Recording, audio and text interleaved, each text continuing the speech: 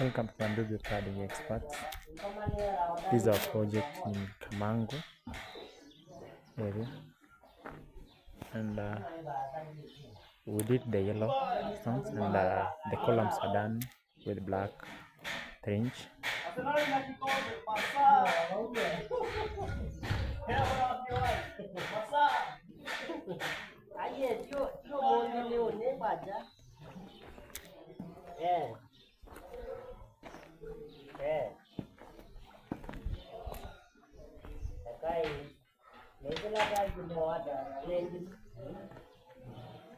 Yes, it's a nice job.